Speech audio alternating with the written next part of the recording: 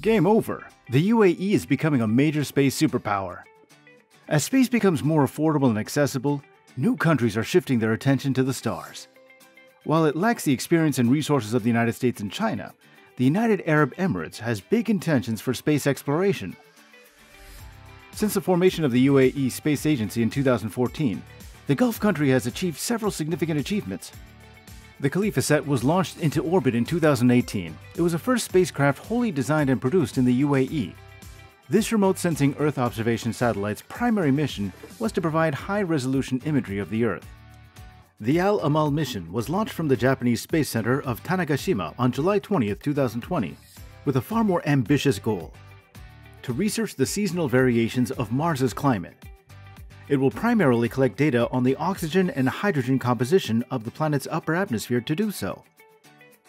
The mission will spend a total of 687 Earth days in orbit, or a Martian year. The probe arrived on Mars in 2021, a day before the United Arab Emirates celebrated their 50th anniversary of union. The country also became the first Arab nation to visit the Red Planet. This is the point at which the United Arab Emirates began a new chapter in its history.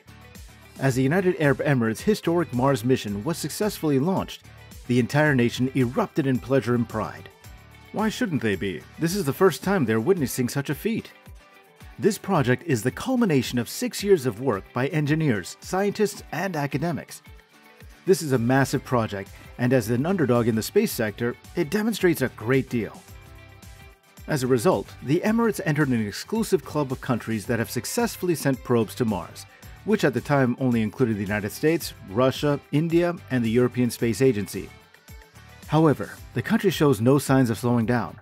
The probe's launch is part of the Emirates Mars mission, a massive effort to establish a colony on Mars within the next 100 years.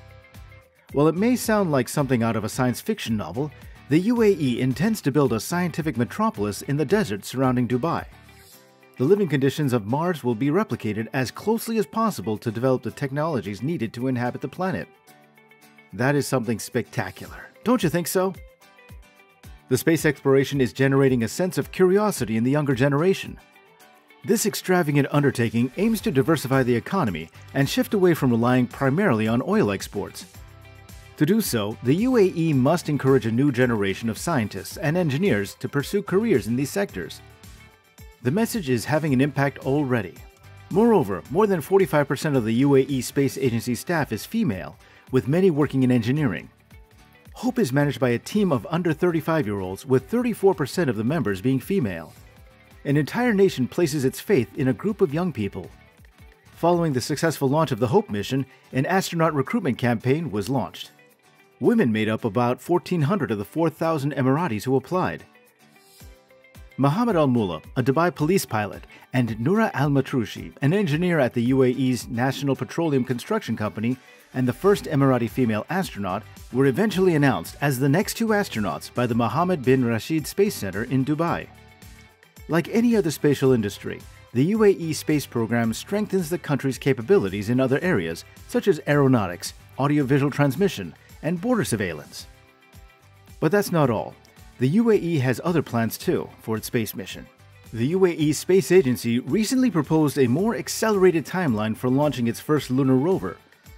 The Mohammed bin Rashid Space Center announced that it would collaborate with Japan's space firm to send a rover to the moon on an unmanned spacecraft by 2022, rather than 2024 as previously planned. The Rashid rover, named after Dubai's royal dynasty, will be launched to the moon using Space's lunar lander. The 10-kilogram Rashid rover will be sent to the moon to explore areas that have yet to be explored by previous exploration missions. It will also conduct a series of lunar dust tests and test technology that will allow it to live in a harsh lunar environment. The first lunar vehicle prototype has already been completed and will be tested soon. The launch is scheduled for early August 2022, and the rover will arrive on the moon 3 months later, in November 2022. This project will be another historic occasion for the United Arab Emirates, as it will be the first mission to the moon conducted by an Arab country. If the mission is successful, the UAE and Japan will become the fourth organization to reach the lunar surface, following the US, China, and the former Soviet Union. There's an old saying that the kingdoms of the earth run on oil, but the new reality is that the world's empires run on technology. The United Arab Emirates is one of the few countries that has moved so swiftly to adapt. The United Arab Emirates space program is a part of the high-tech revolution, and we'll see that in a few years, the UAE can become one of the super space powers, giving tough competition to the USA and Russia.